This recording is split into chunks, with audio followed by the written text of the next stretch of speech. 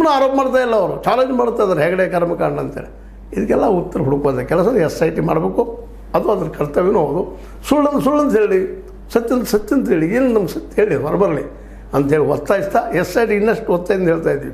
ಇಲ್ಲ, ಸತ್ಯ ಮುಖ್ಯ, ಜನಸಾಮಾನ್ಯರ ಭಾವನೆಗಳು ಮುಖ್ಯ. ಅನ್ಯಾಯಗಳ ವಿರುದ್ಧ ಅಲ್ಲಿದ್ದಂಥ ನಡೆದಂಥ ಸತ್ಯಗಳನ್ನ ಹೊರ ಹಾಕೋದು SIT ಕರ್ತವ್ಯ. ಯಾರೇ ಪ್ರಶ್ನೆ ಮಾಡಲಿ, ಯಾರು ಇರ್ಬೋದು, ಪ್ರಶ್ನೆ ನಡೀತದೆ, ಇಲ್ಲಂತಲ್ಲ. ಹೆಗಡೆ ಅವ್ರ ಪ್ರಶ್ನೆ ನಿಶ್ಚಿತದ, ಜೊತೆ ಸರ್ಕಾರಗಳು ನಿಶ್ಚಿತವ, ಮತ್ತು ಎರಡು ಪಕ್ಷಗಳು BJP ಮತ್ತು JDS ಅವರು ಸಹ ಒತ್ತಡ ಮಾಡಿದ್ದನ್ನು ಈ ಒಂದು ಹೆಗಡೆಯವ್ರ ಪರವಾಗಿ ನಿರ್ಧಾರ ಬರಲಿ, ತನಿಖೆ ಬರಲಿ ಅಂತ ಬಯಸ್ತಾ ಇದ್ದಾರೆ. ಆಲ್ರೆಡಿ ನಾನು ಮುಕ್ತನಾಗಿದ್ದೀನಿ ಆರೋಪದಂತೆ ಸ್ವತಃ ಹೆಗಡೆಯವ್ರು ಹೇಳ್ಕೊಂಡಿದ್ದಾರೆ. ಇದಕ್ಕೆಲ್ಲ ಉತ್ತರ ಹುಡುಕಬೇಕೆಲ್ಲ SIT ಜವಾಬ್ದಾರಿಯಿಂದ ಇದನ್ನು ನಿರ್ವಹಿಸಬೇಕಾಗಿದೆ. ನಿಜವಾದ ಇಲ್ಲೇನು ನಡೆದ ಕೊಲೆಗಾರರು ಯಾರು, ಅತ್ಯಾಚಾರಗಳು ಯಾರು, ಇವೆಲ್ಲ ಕರ್ಮಕಾಂಡಗಳಿಗೆ ಯಾರು ಕಾರಣಕರ್ತರು ಅವರನ್ನು ಹೊರಗೆ ತೆಗಿಬೇಕಾಗಿದೆ. ಅದು ಸಮೀಪ ಇವ್ರು ಬಂದಿದ್ದಾರೆ ನಾವು ತಿಳ್ಕೊಂಡಾಗ ಎಲ್ಲರೂ ಎನ್ಕ್ವೈರಿ ಮಾಡ್ತಾ ಇದ್ದಾರೆ. ಒಂದು ಸಮಾಧಾನಕರವಾದ ವರದಿಗಳು ಬರ್ತಾ ಇದ್ದಾವೆ, ರಿಪೋರ್ಟ್ಗಳು ಬರ್ತಾ ಇದ್ದಾವೆ.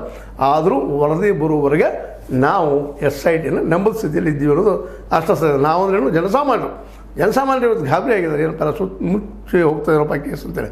ಯಾಕಂದರೆ ಭೂ ಹಗರಣದ ಜೊತೆಗೆ ದುಡ್ಡಿನ ಬಡ್ಡಿ ರೂಪದಲ್ಲಿ ಆಡಿ ಸಾಕಷ್ಟು ಗಳಿಸಿದ್ದು ಅದು. 60 ಲಕ್ಷ ಜನರಿಗೆ ಸಾಲ ಕೊಟ್ಟಿದ್ದಂಥ ರೆಕಾರ್ಡ್ ಅದು. ಬಡ್ಡಿ ಆಡೋದು ನಿಲ್ಲೋದು, ಮೀಟ್ರ್ ಬಡ್ಡಿ ಅಂತಂದು ಆರೋಪಗಳಿದ್ದಾವೆ. ಅವರಿಗೆಲ್ಲ ಉತ್ತರ ಹುಡುಕುವಂಥ ಸಮಯ ಈಗ ಬಂದದ್ದು. ನಿಶ್ಚಿತವಾಗಿಯೂ ಇಲ್ಲಿ ತಪ್ಪಿತಸ್ಥರು ಸಿಗ್ತಾರೆ ಅನ್ನೋಂಥ ಭರವಸೆ ಇದೆ.